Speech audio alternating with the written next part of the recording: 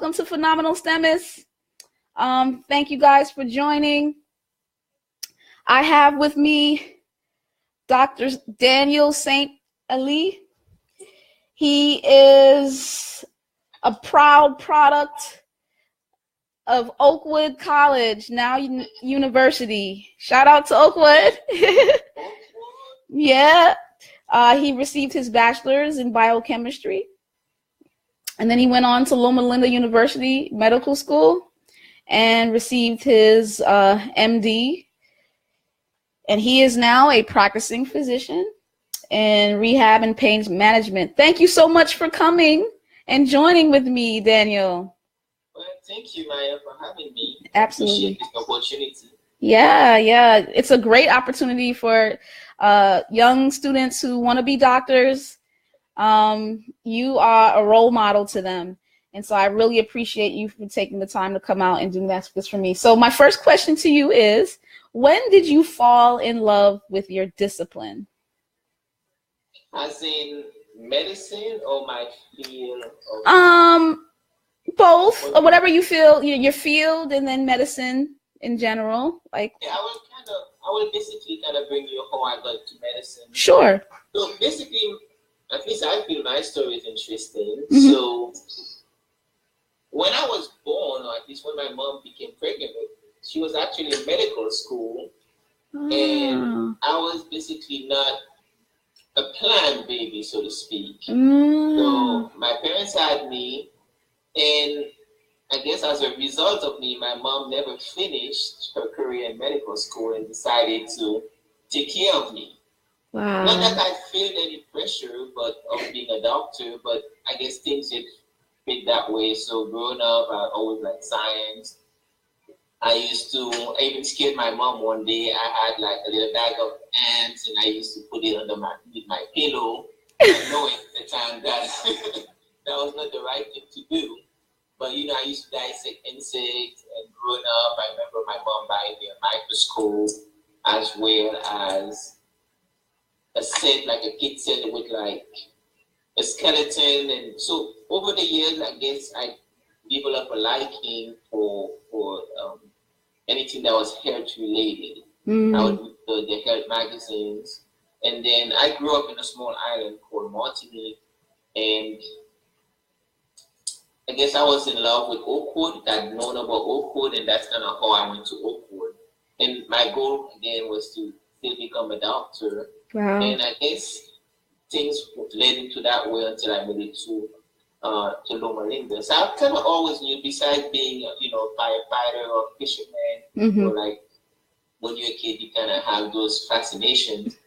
In a way, I always had the sense, okay, I wanted to be a doctor, and in that sense, things worked out.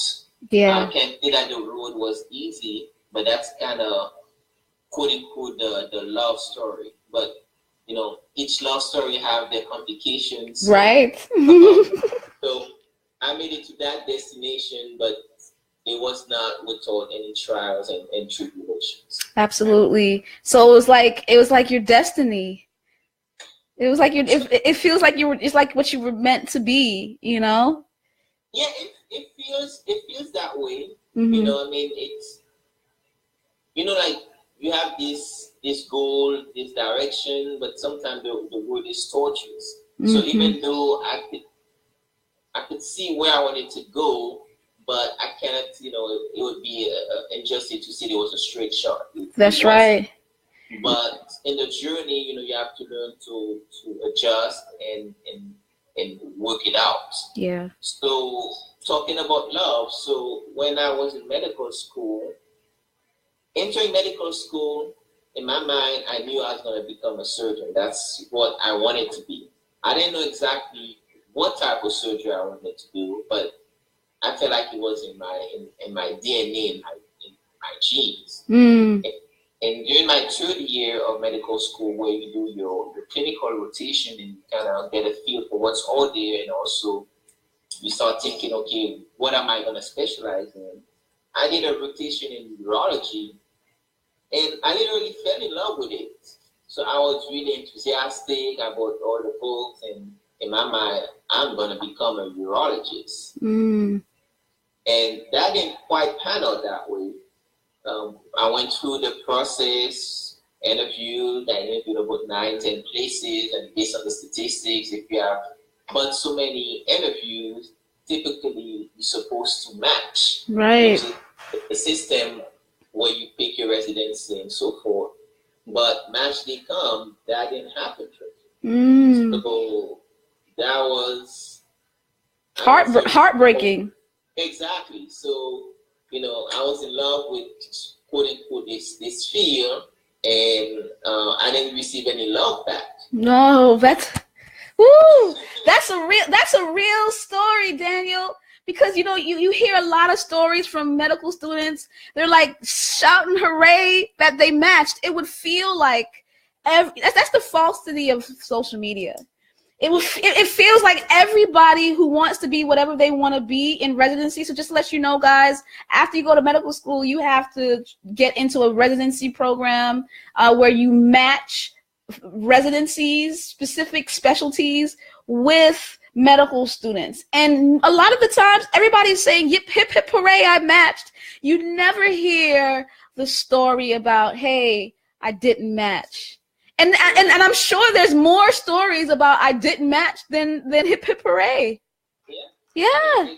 Exactly. And you know, I remember even when I graduated from medical school, you know, it was a very beautiful day, and you're getting all these congratulations and the balloon and the pictures. But you know, nobody really, you know it's gonna be hard, but nobody really prepares you for what residency is. And I guess that's kind of life as well. So I guess your first step, you know, kind of prepares you a little bit for the next step. But sometimes you have no clue. You have no clue what's coming your way. Have no clue. You just have the dream. You just have the goal. Exactly. So, and sometimes, you know, people don't even understand what you're going through. Yeah. People have this, oh, well, you're a doctor and you have this, and you're walking on gold. But it's not the reality. It's not. It's not. So I kind of, when I talk to people, I kind of like to at least be realistic and not discourage, but be realistic. At least, okay, this is what could happen. You know, my story is not the story. You know, I don't represent all the doctors. I can only relate my story. Right. But I think it's a perspective for other people to say, okay, this is someone experienced, and take it with a grain of salt. Absolutely. It's real. And we have to come out of the shadows and stop having like this fantasy, because unfortunately every kid wants to be a doctor because it's a fantasy a lot of the times that, you know, it's like this pristine career. Everybody wants to do it. It's heaven, you know, and I really appreciate that reality that you just brought to us. So before we get into your path as a physician, what tools did you use to discipline yourself? This could be whether you're in college or medical school. What were some tools that you used to discipline yourself? I don't know. Part of me, you know, I was talking to my mom recently, and she told me that ever since I was little, I was pretty disciplined. So I don't know if it was something I was born with, or I don't know if it was something that was ingrained into me, or maybe a combination of both. But I would say, I mean, discipline is key, you know. So I mean, smart counts for a little bit, for a portion of it, but if you have discipline, you could do whatever. You know, you could be smart and rely on your smarts, but at some point in time, you have to put in the work. Yeah. You know?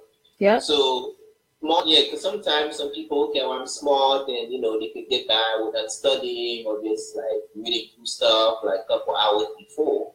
That might work for college. That may not work for medical school, or that may not even work for life. Right. You know, so at some point, you have to put in the work. Yeah. You know, so I think discipline counts for a lot. You know, discipline, being consistent. You know, so if you do chip at it a little bit at a time. Okay. You know, so it's a little bit at a time, and then you get a routine and you become consistent. So I think for me, I'm not gonna consider myself as a super duper smart person, but I'm a hard worker and I'm quite disciplined and I'm a routine person. So when I see patients now, I try in my mind to form systems. I even tell one of my friends is, you have to have a system. And sometimes you have to go away from your system. But if you do things kind of routine, that's how you won't miss anything. And little pieces at a time. Exactly. Yeah. Exactly. So you kind of have, and I think that doesn't even apply to medicine. That applies to life. Yeah. Just like driving. I mean, you have to put the car on. Step one. It's so key. Step one, put the key in the ignition or press the start button. Step two, this. Step three, this. Really, a lot of the times it's just learning, studying. Everything happens with steps. Exactly. And once you've done that step, then you could be a little fancy and add a little bell and whistle to that pole. But if you don't have the pole, you can't jump to the bells and whistle. Right. So that's, for me, that's been my experience. So I think, the key is being disciplined and being humble and working at it one step at a time. I like it. So develop a routine, develop a system, one step at a time, work at that system and just keep doing it, chugging along at it, and you will see the success of whatever you had to do. That's so, like, I love this. Like, I have this time management schedule. Like, my whole life from when I was at Oakwood, I would literally have 5 a.m. to 6 a.m. I'm doing this. 6 a.m. to 7 a.m. I'm doing this. Like, literally, I had to plug in my system. So every day, every hour of the day, I knew where I was supposed to be when I was supposed to be there. And that has nothing to do with necessarily smarts, like you said. That just has to do with discipline. Right. Yeah. Let me show you mine. Mine is not as fancy. This is my little to-do list for today. Right? Right. And you right there, Maya, 7 p.m. Right. Awesome. The difference, mine is not as fancy as yours. Right. I'll send you a file. Anybody want a file of this, time management schedule? Let me know. Just send me an email. Yeah, and I'll send a PDF file, because that's what it's all about. Because a lot of us forget, we don't remember everything we're supposed to be doing at what time, when we're supposed to be doing it. So keep yourself in a system and locked in. It works definitely for discipline. That's a very important tool. And because, like you said, discipline is so key in being successful in STEM and to be in medical school, then you're gonna have to use these kind of tools. So thank you for that. What were your challenges? What were some challenges in school? Whether it be medical school or college. At college, I did pretty okay. One of the challenges. So when I applied to medical school, to apply to medical school, you have to get the MCAT. So English was not my first language, it was actually French. So I did okay on the science part, but the English portion, that was not a good, my score was not rich. Let's put it that way. Right. And at one point, I literally got into medical school I feel like the last minute. Everybody was asking, okay, what you gonna do next? And I didn't know. And I was thinking of maybe doing like I think they call it a pushback with Ohio State. So that was one of my options. And it was almost getting depressing. I know. I cannot say in college I had any major like scholastic difficulties. And then it's like, okay, well, my score is not that great, and people think that, well, I'm gonna be qualified, and it's almost like I was hitting a brick wall. So that was an adjustment. And my point is, in life, I mean, even though you will make it to a destination, the one that God has destined for you, there's gonna be some adjustments to make, Mm-hmm. and I think our reaction to those adjustments Matter. That's what's key. Mm-hmm. Yeah. So another challenge was also, so now fast forward to getting into medical school, I did fairly okay there, and then now come match time, and I didn't match. So I was in love with urology. So that's when I got into that field, I was rotated through. I'm like, okay, this is it. This is what I want to do. I was telling everybody, get down, you're the next urologist. So Yeah. that was pretty much it. So it was in my mind. So that's what I was pretty much going forward to. And then when it came match time, that didn't happen either. Mm. So being disciplined and hardworking, I'm like, okay, I didn't get it the first time, but hey, maybe I'll get it the second time. So I got into a year of general surgery at Loma Linda, apply a second time, and guess what? Same answer, didn't get it. Then I was like, okay, well, maybe you just need to work a little harder. Work a little harder. So I went to Emory and I did a year of research, I got published, and then I did another 2 years of non-affiliated, a non-accredited residency program. And, I was actually seeing urology patients. I was basically rubbing shoulders with urologists. Urology residents. Mm-hmm. And that still didn't happen. So that was, at least for me, a very hard pill to swallow, because I was like, hey, I'm doing the work, I'm doing this, but that was not, I guess, where I was supposed to go. So I guess the lesson I learned is being flexible. Right. Sometimes, you may put in all the work, you put your best efforts. I feel like that time, I did my best to enter into that house called urology. I tried the front door, the back door, the roof. I think, holes in the ground. You would try to get in, man. And you were working hard, and no matter what you did.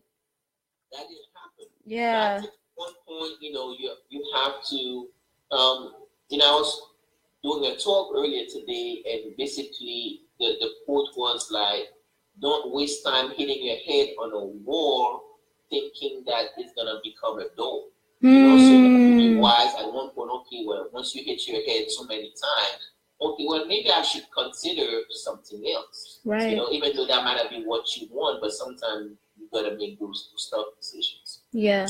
I love that story because, like I said before, social media is such one of the biggest lies, because we only a lot of the times put our best successes on there. So usually whenever I hear matching, it's somebody matched.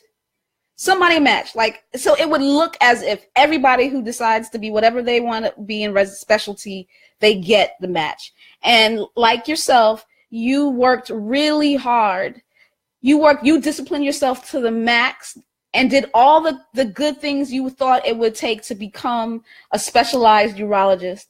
And you had to be flexible to say, listen, this may not be the path that God has for me. I've tried my best. I've done my best. And if you do your best and it doesn't work out, then it doesn't mean that you're a failure, because you did your best. And it just didn't work out the way you had planned. So just to be flexible to see, listen, it's not the end of the world, because a lot of people would have felt that it's the end of the world. Exactly. Mm-hmm. And at the end of the day, we all need a job, we all need a profession, but that doesn't define us. That's right. We're more than a job, Mm-hmm. So we can't let those situations, even though as sad or depressing as it may be, but we have to get back up again and say, okay, well, if society don't accept me in this position, well, I'm more than that. That's right. So we can't let that define us. I know it's easy, we're human and we're subject to deceptions, but we can't let a disappointment define our entire story. That's right. I love that. It's our job, it's our career, it's our calling, and we don't even know our calling. So if it doesn't work out the way we plan, trust God, because it is our relationship with God that defines us.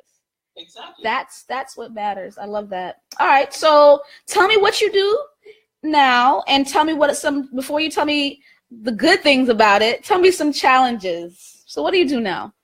So right now, a year ago, well, just about a year ago, I decided to start my own practice. So I'm in that transition. So I do pain management. So I decided that I wanted to quote unquote be my own boss. So I'm in that transition. So what does that mean? So I do some work for other people and I also work for myself. So my end goal, hopefully, is to fully work for myself and fully work in my clinic. So that in itself has been a learning experience. So for your listeners out there, so when you go to medical school and residency, guess what you're gonna learn? You're gonna learn medicine. How to take care of patients. But nobody tells you the back end side. So the health industry is such a big industry. So the part with the doctors and the nurses and taking vitals and taking prescription, that's one aspect of it. But the back part or the background that nobody sees is the insurance company and the denials and all the bureaucracy that's in the background. And sometimes you may see a patient, and sometimes insurance will find any type of way to get you paid, to deny your payment. So this is what I'm learning right now. So I'm learning kind of like the business of healthcare, and sometimes you have to make that so sometimes business and clinical don't really marry together. So sometimes the best decision clinically might not be the best decision business wise, and you have to make that decision. And that's kind of why I decided to work for myself. So I feel like sometimes I was in positions where the people leading the company were making business decisions, but I was the one in front of the patient with that clinical portion, and there was sometimes they were not married together. Right. But that's the part of medicine that nobody talks about too. The ethical part. The ethical part, yeah. So there's sometimes the best answer from a business stand of view, or there's the best answer from a clinical point of view, and then there's sometimes the overall best answer. Right.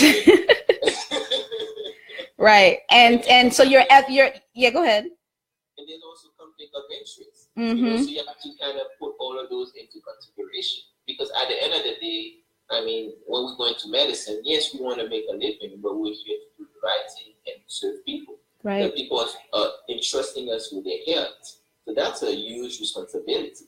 So with a huge responsibility, there's a lot that comes with it, So right. much given, much is required. Yeah. So your challenges are understanding and creating the proper boundaries for business and medicine, because sometimes business wants to overpower what's best for the patients, and you're like, no, we can't. And it takes a strong backbone. Right. It takes an ethical backbone, especially when it comes to rehab and pain management. Right. It takes a very strong backbone to manage that. Okay. So what are your favorite? What is the favorite part of your career? What do you like the most? So you didn't do urology. You end up doing rehab medicine and pain management. So what do you like the most about it? So right now I do more pain management than rehab. Okay. I do like rehab. So rehab is more, patients who had a stroke or a life-changing event, at least the inpatient part of rehab. And what our claim to fame is that we don't add years to life, but we add life to years. So basically, it's more of a quality of life. So somebody who had a stroke, and helping them. Hopefully, the goal is to help them get back to where they were. But if that doesn't happen, how can we help them transition back to as normal as they can? Yeah. So I've kind of not done too much of that lately, and then the other portion of my specialty is pain management. So basically dealing with pain. So there's two aspects of it. So there's the medical part where we prescribe medication, including opioids, and I'm sure you've heard about the right. That's a whole different topic. And then And there's also the interventional pain management, which consists of injections. So people with neck pain, back pain, these are like some of the most common diagnoses that I treat. And the injection consists of basically numbing medication and steroids. So that's basically, I see myself, a step is the step before surgery, and the goal is to help them avoid surgery if necessary. Right. So I love that aspect. So I didn't become a urologist, but I still get to use my hands. So usually surgeons who say they are doers, they like to use their hands. So internal medicine doctors are thinkers, but surgeons are doers. So I like to use my hands. So I still get to use my hands by doing injections. And the thing with doers is that we kind of get that quote unquote instant gratification, because if the appointment's been fixed, you get the feedback right away. Right away. As opposed to something like blood pressure, which is chronic and lifestyle. And you will make change in people's lives, but sometimes that end result is not, you don't get that gratification right away. So I guess you see people like, I'll never forget it. I had an allergic reaction to, I don't know, something. And it was a sulfa drug medication. I didn't know I was allergic to sulfa drugs, antibiotics. And I just kind of it was all red around me, hives. I had a fever. So my mom was like, yeah, I think you need to go to Centricare. So we went, and the doctor just gave me a steroid shot right there in the behind. And it just, went away immediately. It was the most fascinating thing I ever seen. Like literally within 5 minutes, I had clear skin. Yeah. That's crazy. Yeah. So you see stuff like that all the time. Well, not as like that drastic, but yeah. I've seen some patients, basically I've seen patients very apprehensive, and needle is not something that we're supposed to like. So right. People, they're uncomfortable, and I feel like, oh yeah, my pain is much better. So to me, I feel like I've done something. Then the question is, okay, how long is your injection gonna last? Which is another something as well. Right. I mean, so that there's a history, and there's like a delicate balance that you have to manage as a physician in pain management with opioid addiction, right? Like, it's funny. You're actually like my last interview for Phenomenal STEMist. So I thank you for being the special last interview. Next month is Mental Health Awareness Month, and I'm actually going to talk about trauma, the neurobiology of trauma. But mental health is a really big issue, and one of the biggest issues right now is opioid addiction. So like, how do you manage, when people like, I need this, versus when you really know that they need an injection or something like that? Yeah, it's a challenge. I think along that journey I've changed as well, because at the end of the day, these patients, they're sick. I mean, some of them are addicted, but at the end they're sick, and I've learned to reach them where they are. So some of them are willfully addicted, and some of them are indirectly addicted. So what do I mean by that? I mean, opioid, if you take it long enough, your body will become dependent on it. And then, so let's say you're taking 5 milligrams, then 5 milligrams is not going to be as effective after a certain amount of time. So naturally, that's how the body works. There's no way around that. So what I've done opioid rotations, basically. So I kind of use this comparison. We know we're supposed to eat fruits or vegetables. So instead of eating grapes every day for years, then we do grapes for maybe a week, then we change it to apples, then we change it to another fruit. So within the opioids family, so I kind of do that. And then beside opioids, there's other medication that we can give as well. So opioids is not the end all by be all. It's like a story. Everybody talks about it, but that's not. Exactly. Yeah. So it's part of the weapons that we have to fight pain. But some patient, the only thing that works is morphine, or the only thing that works is Norco or Vicodin. But there's more to that than pain management. So, you know, some of it is educating and so forth. And, you know, sometimes if I can manage a patient, and I respectfully tell them, you know, maybe you should seek another opinion. Because, you know, I don't want, you know, I mean, the healthcare is a dialogue. You know, a physician, you know, it's a dialogue, it's a relationship with the patient. But, you know, if they feel like I'm standing in their way, I don't want them to feel like I'm impairing the treatment they should get. Right. I tell them what I think, in my opinion.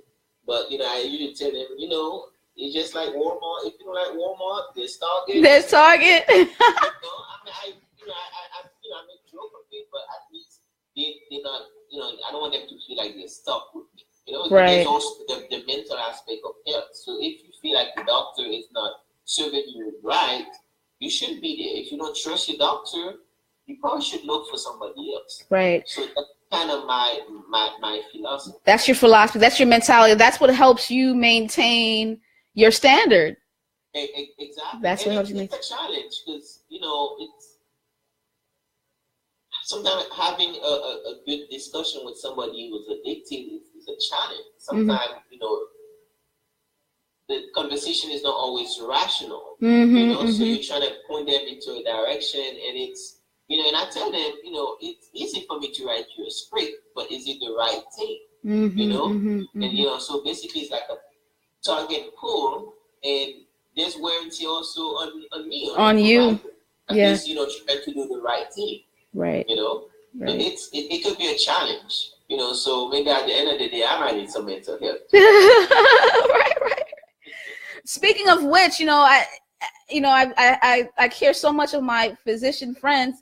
Damaris and Danique, Damaris Olagundoye and Danique Blackburn, they're on watching right now, and I care so. I went to school with Daniel. You were a freshman when I was a senior, and I just remember you. You would just be like, "Hi, Maya," you know, just this little squiggly kid that has green eyes. I don't know. You just felt like you just had the biggest grin and dreams in the world. Like you.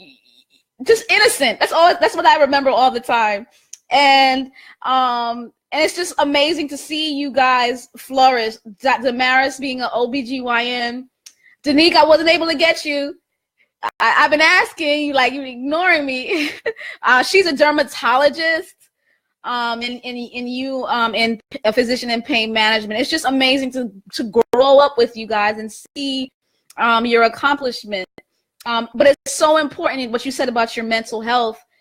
So many physicians are committing suicide. The stress, you know, and like you said, I love what you said, being able to handle disappointment. Because a lot of the times we've grown up doing well all the time, getting the greatest grades, succeeding all the way. And some of us even we get into the residency that we want. Everything seems to go our way. And then now we're dealing with patients and dealing with the stresses of residency and the stresses of taking care of patients. And it can be overwhelming. And sometimes you can feel like failure. Even when you see people coming to you for addiction and they won't listen to you, or people who are dying on the surgery table, or people who are miscarrying, that can be intense on your psyche. So I love how you said being able to manage disappointment, meaning that your success or your failure doesn't define you. Correct. Yeah. And that's life at the end of the day. That's life. Yeah, that's life. And so physicians, I think physicians, those who are excellent in STEM, whether you're a science, technology, engineer, mathematician, physician, we need to take care of our mental health too. We need to make sure that we're staying at the, like you said, humble level, and realizing our humanity. We are humans. Even when we're excellent, even though we're phenomenal, we are still human. We are allowed to make mistakes. We are allowed failure. With all the excellence, we're allowed failure. Yeah. And even among physicians, there's a Mm-hmm. high rate of burnout. Burnout. You know, it's kind of ironic. I mean, we're supposed to bring health to people, and we tell people, well, you need to sleep right, Mm-hmm. right, and be balanced. But when you look at the life of many physicians, that's not really a reality. Yeah. So sometimes it's like you sacrifice your life for others, but at the end of the day, to be effective and a very good caregiver, you gotta take care of yourself first. Yeah. It's almost like the shoemaker with bad shoes. Yeah. Shoemaker with bad shoes, or like in the airplane, they said put the oxygen mask on yourself first, then you can put it on your child. It's so key. Wow, I thank you for this insightful interview. I learned so much from you. I learned a lot of reality from you in terms of medicine and your experience. I think we need to have more of these dialogues. There's a lot of successful stories out there for our young kids to be able to look at and see models. But when we get a reality check with it at the same time, it can buffet our experience. We can look to expect it. We can expect the pitfalls when we know about it. Yeah. One thing I would like to add too, so I've had discussions and conversation with like students in college, or maybe in high school wanting to become a doctor. And one thing, I guess we didn't really touch on that, but that's just my advice, and I guess this should be taken with a grain of salt. But if I had to do some things over, I did a bachelor's in biochemistry. I would have probably done like a career in nursing, or at least pursued nursing, or associate, or even a bachelor's. Work as a nurse for a couple of years, get some experience, get more exposure. And I mean, the thing with nursing, it's a beautiful field. I'm not saying it's for everybody, but even within nursing, there's so many options. So, right. You could be a bedside nurse, you could be a clinical nurse, you could work for yourself, you could be a nurse anesthetist, you could be a nurse practitioner. So that's one option. At the end of the day, I mean, yes, we want to help people, but we also want a job. Right. Right. So that's the first part of the advice. And then if somebody really wants to go to medical school with that nursing background, then they could apply to medical school. So they could save money as a nurse, they could provide for themselves, they could reduce their sort of burden by going through the nursing route. Right. And if things happen, you know what? I don't really like the medical field, or I'm okay being a nurse. You can just stay put and you have a career. Right. Or you could go somewhere else. But I don't know that many people, but there's some people who have been also disgruntled with medicine. Yeah. But couple, $200,000 later, and you're stuck, you don't like what you're doing. Wow. So that's an advice and that's from, if I know what I do now, that's probably what I would have done. I'm not saying I would have been a doctor, I would say I've been. But I think that would have been that's a more practical way of approaching medicine. And maybe even more cost effective. Right. At least you're going through by steps, and it gives you more exposure. And then I believe that somebody who's been a nurse before becoming a doctor will be a better physician, because they've seen healthcare from different angles, from different perspectives. So that's an advice that I would share, and but just make sure that you're taking organic 1, 2, general physics 1, 2. Because so you gotta be a nurse, but you gotta take those background classes at the same time. I'm in total agreement. I think a lot of people just say I want to, but they have no experience in the clinical field, and then they're really smart, right? And so they have a biochemistry degree and they do really, really well, but then hate medicine, but say, hey, I've just paid $300,000 to go to medical school. I'm going to be a doctor, whether I hate it or not, And so there's some disgruntled physicians because they were smart. So you don't become a physician because you're smart. You become a physician because God has called you to become a physician. Yeah, that's your purpose. Yeah. And volunteering and people's brains, just getting different perspectives. Everybody have a different story. Yeah. So if we get all the same stories, or it's great, it's great. It's great, it's great, right. The good, the bad, and the ugly at the end of the day. Right. That's gonna be, the profession comes with all sorts of benefits and disadvantages. That's right. And see all before you make the decision to do that.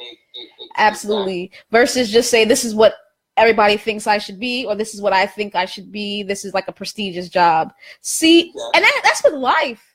That's with all careers. Like, look and see. I think one of my friends, I think she's a dentist. She says a similar thing. She even if you have to take a year off to go. You say you want to be in medicine. Go and find out the different types of specialties for a good amount of time before you make a decision. That's just some advice that some people say. Some people say, hey, go straight through and do it. Some people say, hey, take a look first. Take a look-see first.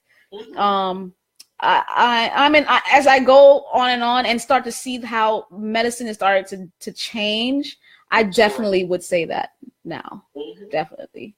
Medicine is not the same in 2018 as it was in 2000. It's a totally different thing. Yeah. And there's more changes to come too. And there's a lot more changes to come. A lot drastic changes to come. Yeah. Wow, what a profound interview. Thanks so much, Daniel. Dr. Daniel St. Elie. I really appreciate it. I am the phenomenal STEMist, and so is this guy right here, biochemist and physician. Good night, guys. Thank you so much, Maya, for the opportunity. Yeah. This interview will help somebody.